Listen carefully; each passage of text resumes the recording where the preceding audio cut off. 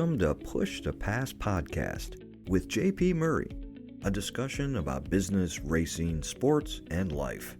This podcast delivers insights on what makes businesses, teams, and people successful based on real-life business experiences.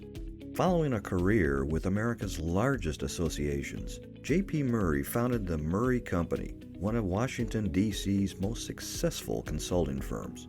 The company was acquired successfully and enabled him to launch JP Murray Racing, a business development and sponsorship agency for auto racing teams. Here is JP.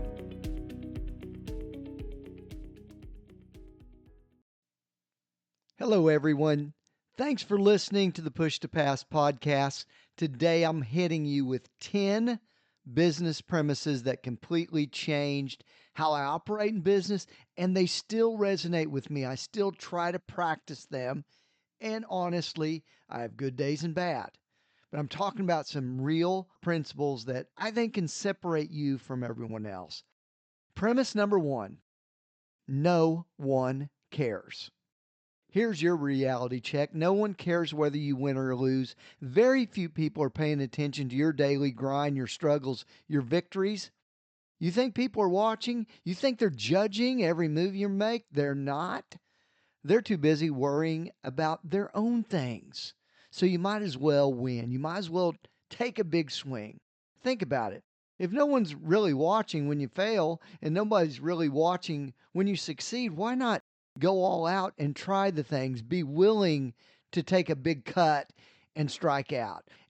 And you know what they care least about? Your excuses or reasons it didn't work out or the reason it did. Start caring about the results that do. Premise number 2, everything wrong in my business is my fault. This is extreme responsibility. Jocko Willink wrote a book about it, Extreme Ownership, and I encourage you to read it. It's not comfortable, but it is the truth. If my employees suck, who hired them? Who trained them? Who kept them on board? Me. If our marketing is poor, who leads the messaging and the narrative?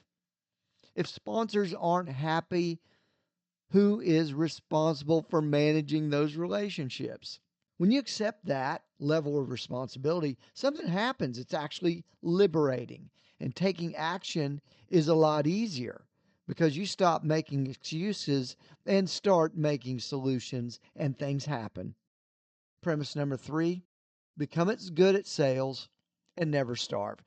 To survive, I always thought it was better to be on the revenue producing side of an operation rather than the resource spending side.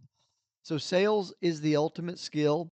It's the skill that pays the bills, feeds your family, builds your future. And if you read Daniel Pink, we are trying to influence or sell almost all the time, even if we don't have sales or business development in our title. Convincing the boss for a raise, asking dad for the car keys, whatever it is. Selling is a core principle for successful people. Everybody wants to be the creative madman, the strategic mastermind, the operations wizard. But at the end of the day, if you don't sell things and you don't bring in money for your business, you're cooked. And you're going to end up relying on somebody that can. Premise number 4, if you met more than one jerk today, maybe it is you. You're complaining about that guy, judging this client, angry at your colleague. It's exhausting, and likely you're the one that needs to change. We all have bad days. We all encounter difficult people, but everyone you meet is a problem. You're probably the problem. Business premise number 5, smile. Smile.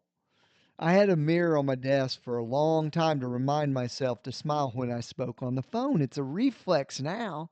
And when you're in the presence of others, having a smile on your face when you're speaking is just so compelling. It is about creating connection and building trust. And people that smile have more of both. Premise number 6. Are you feeling overwhelmed? You have too many priorities. Determine your mission. Only work on that. Get zealous about saying no to other things. Most of the time, when I felt stress, it's when multiple individuals or projects needed my work or attention. But let's be super clear. When you write them all down, there's one that's bigger priority than the others. So you need to take a moment to identify which thing you need to solve right now and what is most important to do today and fix that issue. And ensure that you take on the most difficult task regarding that important issue. That's probably what needs to be addressed anyway. Premise number 7. Keep communicating until you're tired of it and then do it some more. Say it over and over again. Every meeting, remind the team of the number one goal and the values you demonstrate as an organization. If the team can't tell you immediately the mission and the values of your organization, at a minimum, you're probably not aligned with them. And they're probably deciding what the number one thing is and what the values are. Premise number 8. It's all about the right reps, repetition. It's the right reps in sales with intent. It's the right reps for content delivery to improve your delivery of information. Financial management. Oh, you let someone else handle the books. No wonder your financial reports suck and you don't understand them. You need reps in that area. Premise number 9. Everybody is full of crap until they are not. I've heard so many promises in my 40 years. And let me tell you, in motorsports, everyone wants to sponsor you for $1 million until they have to write the check. So I guess my point here is observe the actions over listening to what people say.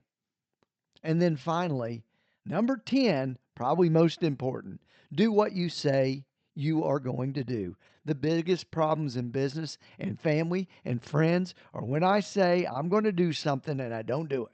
It's how things get bogged down. Projects aren't finished. Clients get mad. Your wife gets upset with you. You didn't do what you said on time. And most people are, frankly, pretty flexible. If you're open to them about it, just keep your end of the deal and don't overpromise. Hey, folks, you probably have 10 things too. I'd love to hear about them. So send me a message on LinkedIn. I'd love to hear from you. And thanks for sharing the Push to Pass podcast. Until next time, bye-bye, everybody.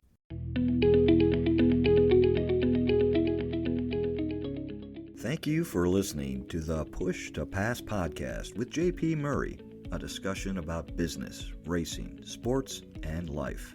If you would like to sponsor Push to Pass, send an email to jp@jpmurray.com.